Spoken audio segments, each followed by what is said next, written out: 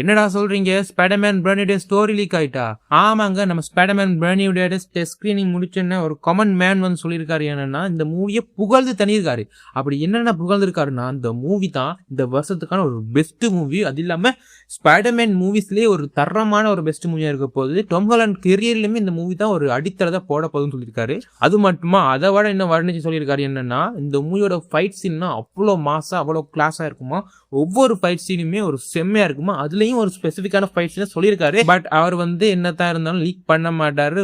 இது வந்து அவர் மேலோட்டமா சொல்லுவார். ஏன்னா பிகாஸ் கெவின் ஃபைகி அவரை போட்டு தலையை வெளியே வெயிட் பண்ணிட்டு இருப்பார். ஸோ அந்த ஸ்பாயிலர்லாம் விட்டுட்டு அவர் வந்து என்ன நாள் நடந்திருக்குன்னு மேலோட்டமா சொல்லியிருக்காரு. ஸோ ஒரு ஃபைட் சீன் மட்டுமே ஒரு செம்ம இதுல இருக்க போதும். அது மேபி இருக்கலாம், ஹல்க் வெஸ் ஸ்பைடர்மேனா கூட இருக்கலாம், இல்லாட்டி பனிஷர் வெஸ் ஸ்பைடர்மேன் ஒரு கிளைமேக்ஸ்ல வர ஏதாவது ஒரு ஃபைட் கண்டிப்பா இருக்கலாம். பிகாஸ் நம்ம ஏற்கனவே ஒரு ரூமர் படிச்சிருந்தோம், ஜாக்கி சான் வந்து இந்த படத்துல இன்வால்வ் ஆகி ஒரு ஃபைட் சீன்லையுமே அவர் இன்வால்வ் ஆயிருக்கான்னு நம்ம கெஸ் பண்ணோம். ஸோ அதுபடி இந்த மூவில ஃபைட் எல்லாமே நல்லாவே இருக்க போகுது. ஏன்னா பிகாஸ் சாங்ஸி படத்தோட ஃபைட்டிங் சீன் தான் இதுலையும் ஒர்க் பண்ணியிருக்கு. அது இல்லாம அந்த படத்தோட டைரக்டர் தான் இதுல வந்து டைரக்டராகவே இருக்காரு. ஸோ ஃபைட் சீன்லாம் செம்மையா இருக்க போது, அதுவுமே கிளாஸா இருக்க போது. அது இல்லாமல் சொல்லியிருக்காரு என்னன்னா, ஹியூமர் காமெடிஸ் எல்லாமே நல்லாவே ஒர்க் அவுட் ஆயிருக்கு.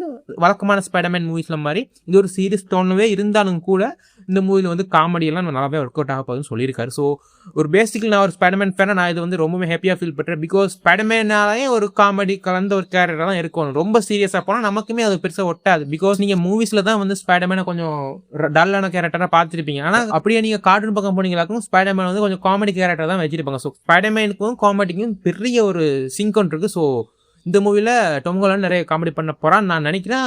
ஹோப்ஃபுல்லி நல்லா இருந்தால் நல்லா ஓகே.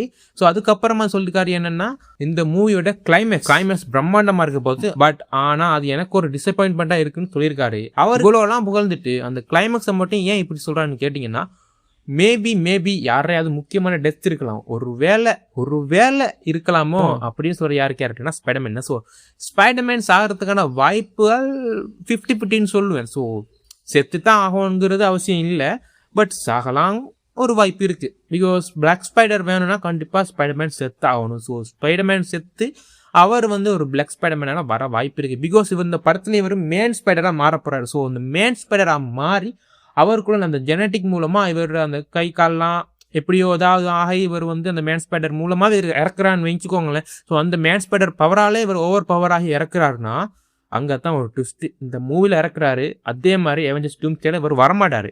பட் அந்த மூவியோட போஸ்ட் கிரெடிட் சீன்ல ஒரு தரமான செயலை செய்ய போறாங்க. என்னன்னா, ஸ்பைடர்மேன் அந்த மூவி போஸ்ட் கிரெடிட் சீன்ல வரப்போறாரு.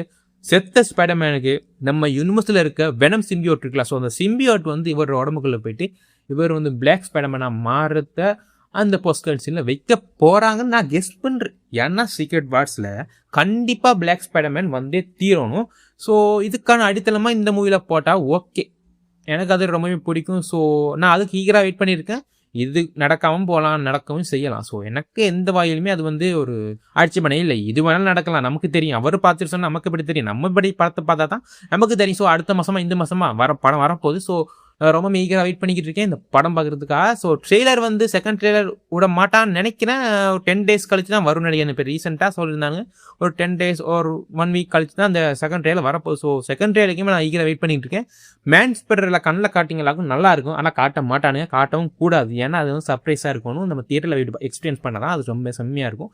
ஸோ நீங்கள் தியேட்டர் போய் பார்ப்பீங்களா, இல்லாட்டி ஓடிடியில் பார்ப்பீங்களா, இல்லாட்டி தியேட்டர் டிவி சீரி மாதிரி இசைடப்பில் பார்ப்பீங்களான்னு கமெண்ட்டில் சொல்லிட்டு போங்க. ஸோ நான் வந்து என்னோட ஐடியா வந்து தியேட்டர் போகிற ஐடியாவும் இல்லை, பட் நான் போக ட்ரை பண்ணுவேன். இதோட அந்த வீடியோ முடியுது. இந்த வீடியோ பிடிச்சிருந்தா லைக் சப்ஸ்கிரைப் எல்லாம் பண்ணிட்டு மறக்காம கமெண்ட் பண்ணி நான் உங்களை அடுத்த வீடியோவில் மீட் பண்ணுறேன். அன்டில் வெயிட் இருக்குது.